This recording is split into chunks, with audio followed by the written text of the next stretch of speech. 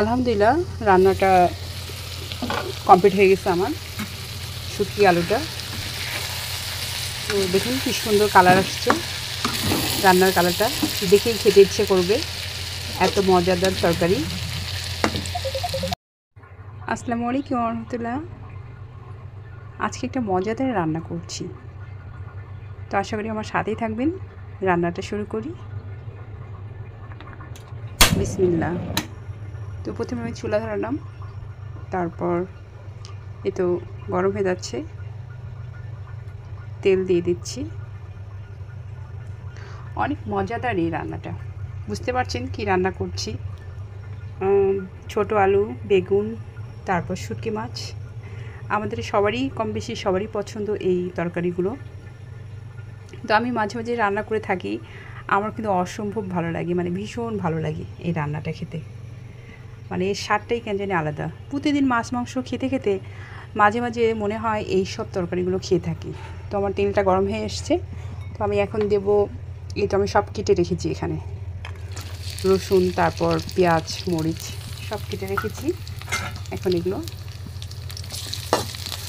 রান্না করব। আসলে আমাদের মায়েদের আরও রান্না করছি আর কি, আরও রান্না করেছি। বাচ্চারা তো আর এগুলো খায় না, আমরা বড়রা খাই,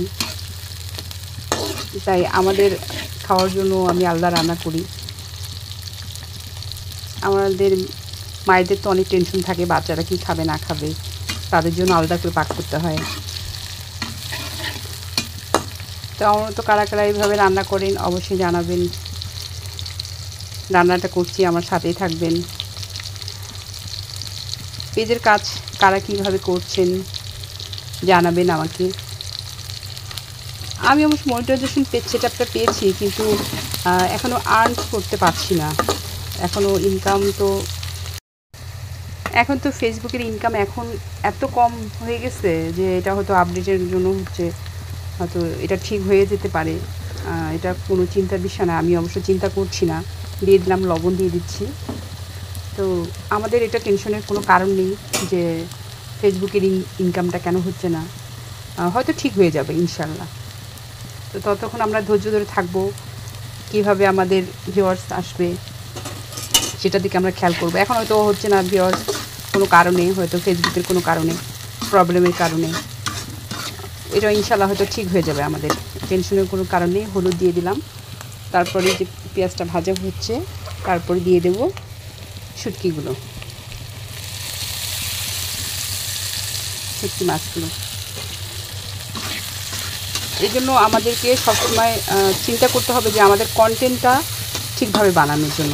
আমাদের কন্টেন্ট যত পরিষ্কার হবে আর কন্টেন্ট যত সুন্দর হবে, তত মনে করেন ফেসবুকের কাছে এটা পৌঁছাবে। ভিডিওগুলো তো আগে ফেসবুকে দেখে, আর ফেসবুক যখন নোটিস মানে ওনারা সাজেস্ট যখন করবে আমাদের মানে ভিডিওটা যে ঠিক আছে কি না, তখনই কিন্তু আমাদের ভিডিওটা ভাইরাল করবে। তো আমাদের এখন মূল উদ্দেশ্য যে ভিডিওটা ভাইরাল কীভাবে হবে সেটাই আমাদের দেখতে হবে আগে। সবসময় আমাদেরকে এই চিন্তাই করতে হবে যে আমাদের ভিডিওটা যাতে ভাইরাল হয়। এই জন্য আমাদেরকে সবসময় চিন্তা করতে হবে যে আমরা যে ভিডিওটা ভাইরাল করার জন্য আমাদেরকে সবসময় প্রস্তুতি রাখতে হবে, সুন্দর সুন্দর কন্টেন্ট বানানো। আমার শুটকিগুলো ভাজা হয়ে গেছে প্রায়।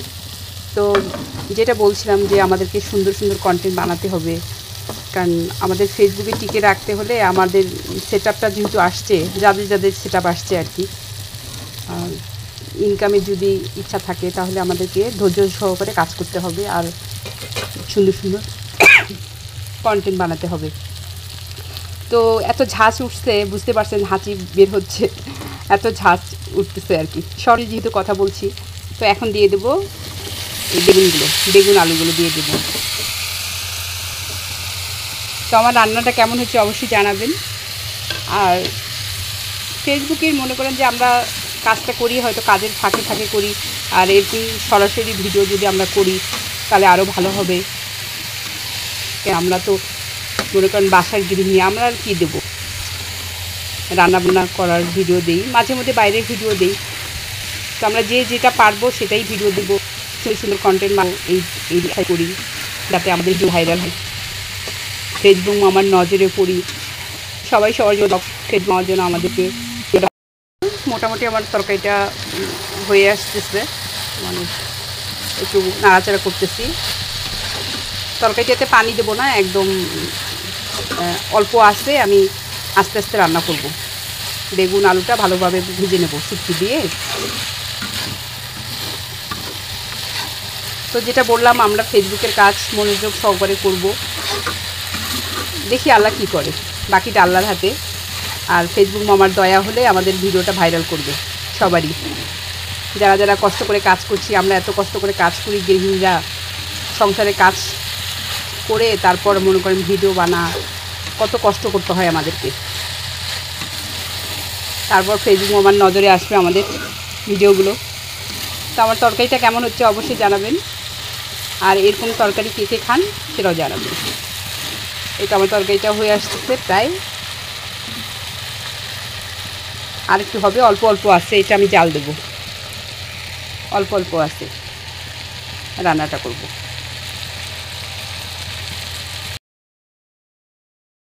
এই যে তরকারিটা আমার পুরো কমপ্লিট, এখন খাওয়ার মতো হয়ে গেছে।